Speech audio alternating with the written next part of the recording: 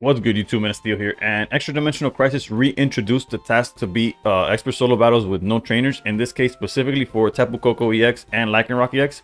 On this channel, I make guides on how to defeat expert solo battles with their specific tasks, like the task tied to each challenge, but today's will be focused solely on beating both of these with no trainers.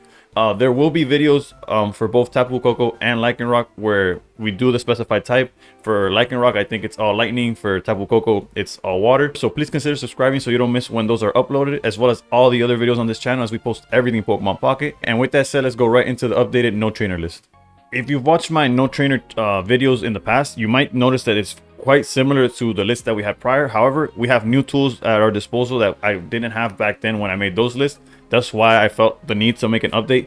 Mainly, it's definitely Oricorio. Oricorio definitely is a MVP that holds it down in any type of challenge, whether it's the 3 diamonds or less, or these no trainer ones, as it faces any EX in the face and does not care for what it does. Another addition that is I'm kind of on the fence about, however, it works better than prior options, is the Pyukumuku. I used to play Kangaskhan in that slot. I could play Drotagon in that slot. Technically, you could still do so.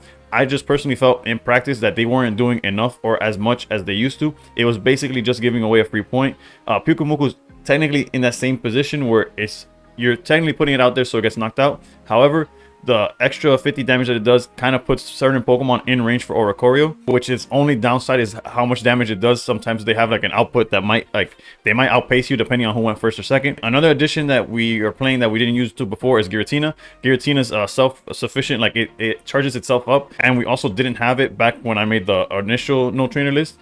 And Giratina being able to charge itself up makes it so we could play or be a little more flexible with the energy we're playing. Thus, we cut out Darkrai. We're no longer playing Dark, and we're playing Water. We're doing dual energy, Water and Lightning. That way, Oricorio can attack, Greninja can attack. That does leave Crobat and the Arceus almost like its own miniature package, but the fact that Arceus is a colorless Pokemon makes it where it doesn't matter what energy we're playing. Despite being all over the place, the deck kind of has like a cohesive idea or strategy behind it, and as you'll see in the gameplay, it comes together quite nicely to beat the challenges that we have at hand. But for a simple rundown, you basically have Greninja / Crobat as chip damage. You just want to spread the damage. It starts adding up. Oricorio plus either Greninja or the Crobat starts dealing enough damage where you two-shot their EXs, and if they happen to have the leads where they could actually hit Oricorio, the chip damage kind of lets Oricorio outpace those Pokemon. Meanwhile, Giratina and Arceus are 2 Pokemon that could just sit in the back while you build them up, and then once you're ready, they bring them out. Once again, Giratina and Arceus are able to one-shot every Pokemon they have access to, with the addition of the chip damage, right? Like Lycanroc is 150, so you can't really one-shot it. However, a Greninja damage or Crobat damage plus the attack of Giratina or Arceus is able to knock it out. Meanwhile, the entire Tapu Koko list falls to either Giratina or Arceus, so it's pretty straightforward. The key points are Lightning and Water, so both Oricorio and Greninja could attack. Arceus and Giratina are in the back line because Giratina could fuel itself, and Arceus is colorless, so it doesn't matter what energies are coming out of the energy. Like, you could get hard stuck on not being able to attack with either Oricorio or Greninja, but you'll always be able to attack with Arceus. And then the Pyukumuku slot is one that I feel is very flexible. You feel free to try out different cards that you feel are better in that slot. I like the Pyukumuku because it could attack if we have the water energy, and then that extra 50 damage, like I said, puts all their Pokemon in range for either the Oricorio. The situations where they have a Pokemon that could actually hit the Oricorio, or for the EXs if you're going to finish them off with Arceus or Giratina. However, other suggestions, like I mentioned before, is Kangaskhan and Drotagon, but you could also try maybe like a 1/1 line of the Shiinotic just to search out Pokemon from your deck. That's an option too. I just didn't want to add any more like evolutions, but again, feel free to add up however you want. Shaman, both the healing and the retreat cost one, also could be fit into that slot, as the healing doesn't really come up, but I feel like the retreat cost, if you don't brick and have to open it as your lead, it lets you swap between Oricorio and your EXs quite freely. Regardless, I highly consider watching the gameplay, as you see the pace in which you should be playing the deck. This isn't one of those decks that you can just put everything on the board as soon as you draw it. You have to be selective on like, oh, do I go for the Greninja? Do I go for Crobat? Like, if you have Arceus, if you don't have Arceus, you don't want to commit to the Crobat line, even if you have it already in hand.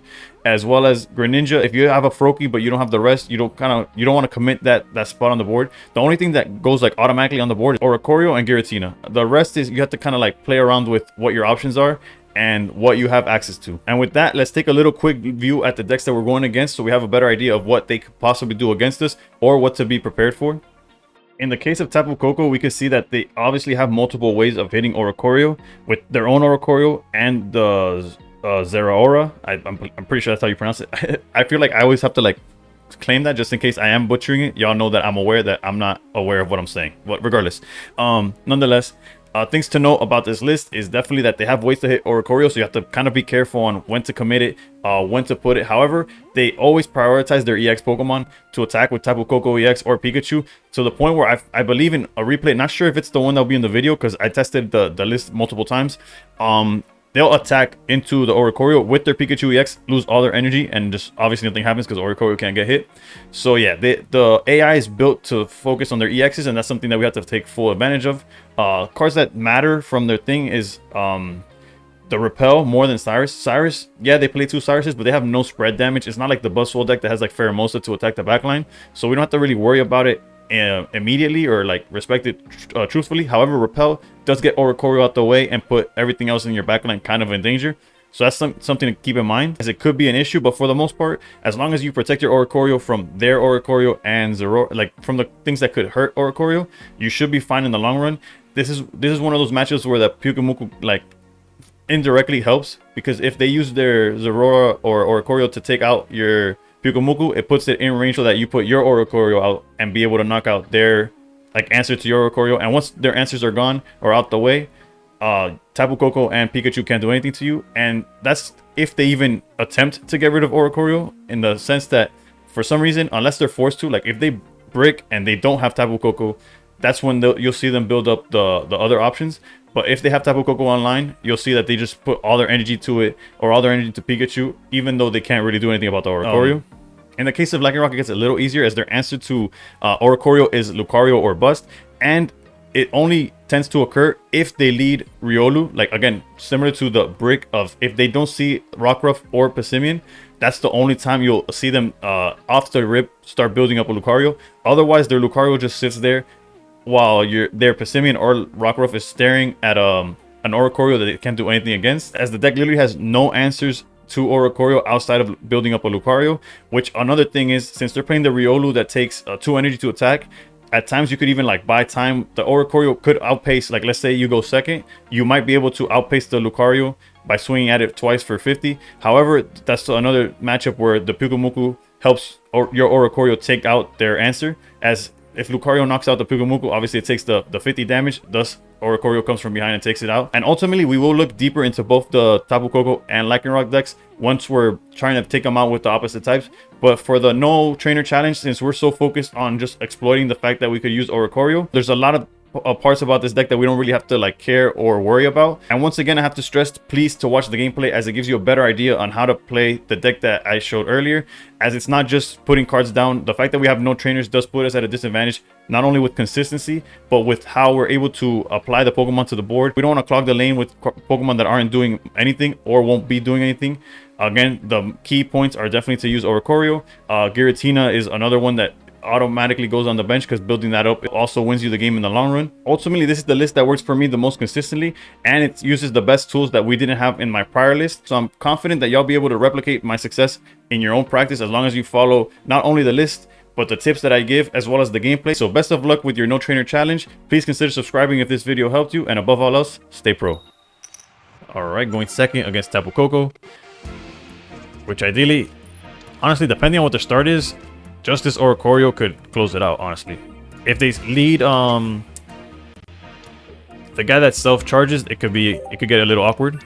Okay, an Oricorio mirror. That could also be awkward. But we do have advantage, so hopefully our second energy is lightning and we could attack immediately.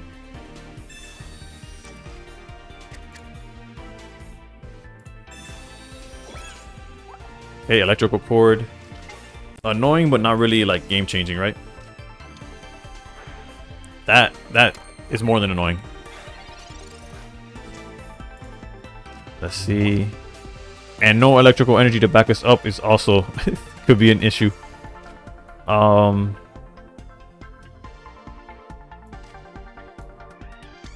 know we're playing right into Repel, but I think we gotta hope. Like, this Oricorio is gonna lose the mirror match, basically. We gotta hope that we could either build up Giratina in time or see Crobat, like the Crobat line perfectly. I guess I could have started building up Arceus as well. That's a mistake right there. Interesting. I say interesting, but like it's the same result. Like our Oricorio is in trouble. Yeah, putting the energy on the Oricorio is definitely a misplay. Maybe we'll be able to recover from it anyways. Now we would have had Arceus ready to swing already. Yeah, no, that was game costing actually. Can you tell that we've been playing Pocket for over 2 hours and it's like past midnight, but that's no excuse for playing bad. Technically, we're not out of it yet. I think putting Arceus up front to take a hit for 50 puts us at 90. Yeah, that's... I guess I could have put Giratina as well.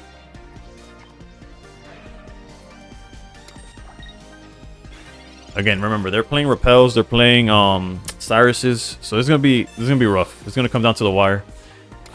The Tapu Koko's ready to swing already, which is rough as well. Okay, so they went. You know what? We'll take advantage of it. Do we have? Yeah, let's give them the Zubat then. Not sure why they played it that way, but I'm not gonna complain.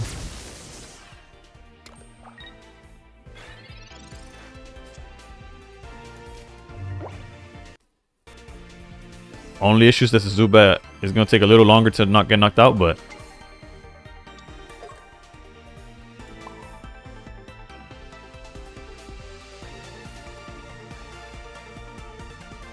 alright, now we have access to both Pokemon.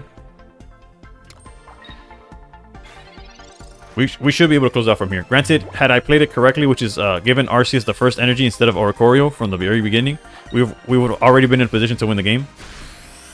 But it's fine. Now it just feels like they're playing slow on purpose. I don't know what's going on there.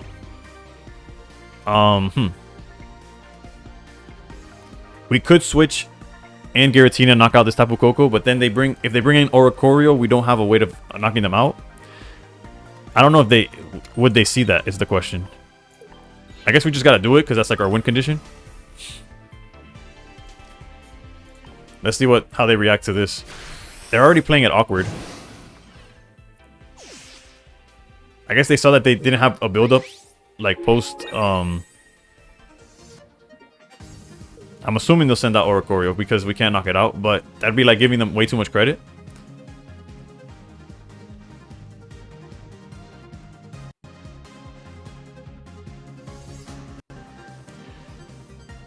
I don't know what it is about these expert solo battles specifically.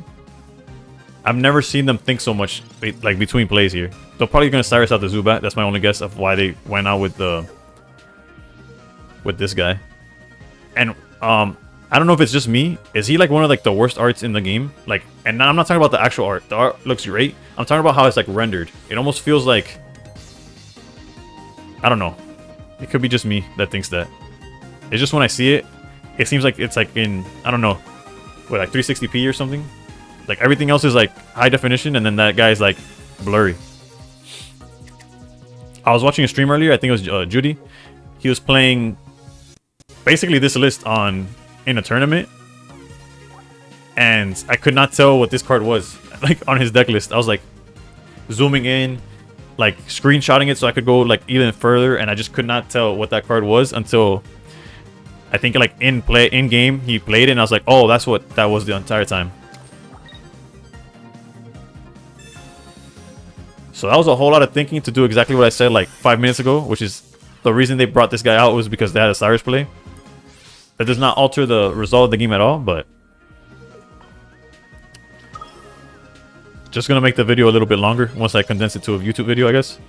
But yep, this list tends to work out. Is the big change of playing the Needle guy that when he gets knocked out, does anything make a change? I don't know.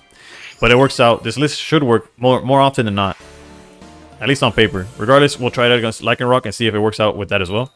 Alright. Against Lycanroc, we're going second.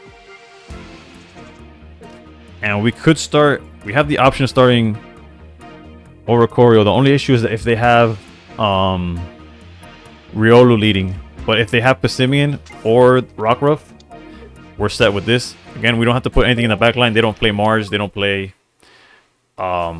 red card, so we're safe. Alright, so far so good. Again, going second against this matchup is very good. Mainly because the only thing that they could do turn 2, like turn 1 they do nothing. Turn 2, the most they could do is search with Rockruff. If they led with anything else, they actually do absolutely nothing. Alright, so we're clearly gonna build up to this. And I guess until they don't threaten us with Lucario, we have no need to build up Oricorio and attack with it. So we could commit an energy to guarantee the water energy on a Froakie for potential attack with Greninja and Giratina. Once we have Giratina with 3 Psychics, then we'll go in. Or the other option is if we start seeing them commit to Riolu, or in this case Lucario, right? If they start doing that, we'll also respect it. But unlike the Tapu Koko list, okay, so that means their hand already has double Lycanroc. Double Lycanroc, 3 blanks. Let's go Frogady here.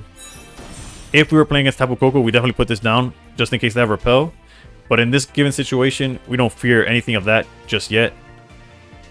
So we'll leave that space open for, realistically, not too sure what would make a difference here, but yeah, I guess it's better safe than sorry to leave the spot open. Let's give Oricorio's guaranteed energy. And right here, go into this. Alright, so for whatever reason, they didn't evolve last turn. And they do have the Lycanroc. Okay, yeah. Alright. Okay, so that's just normal for them to do. Like, I guess it's because they see Oricorio. They start spreading their energy and they don't build up Lycanroc. I would say for like whatever reason, but the reason's clear. Since the Lycanroc can't attack, they just don't know what to do.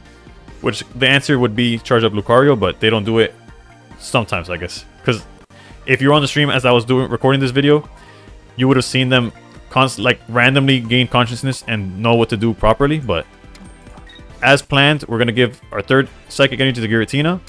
And now the following turn, we start poking damage with our Oracle. I completely missed on using Greninja's ability. It's okay. We're just flexing how easy this game is going to be. Okay, they bring up Passimian. We don't care for it.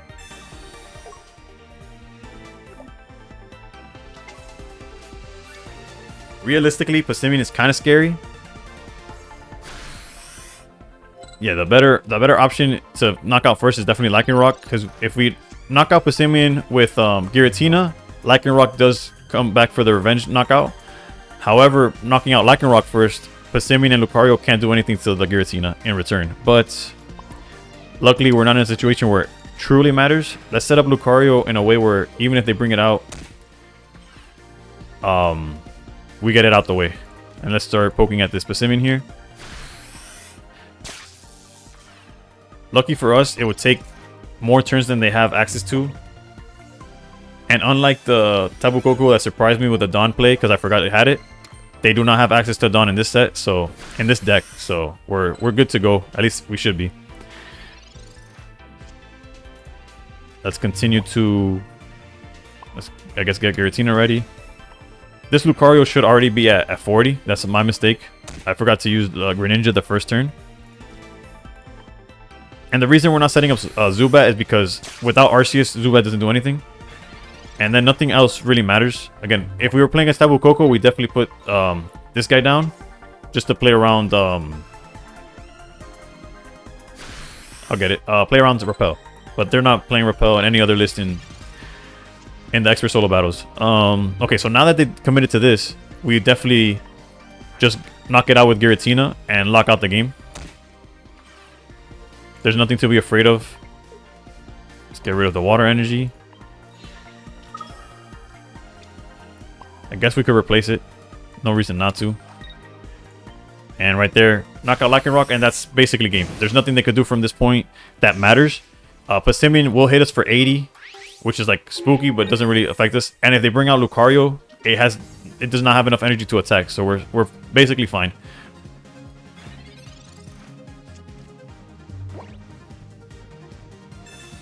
Yeah, so this is definitely the list I'm gonna go with.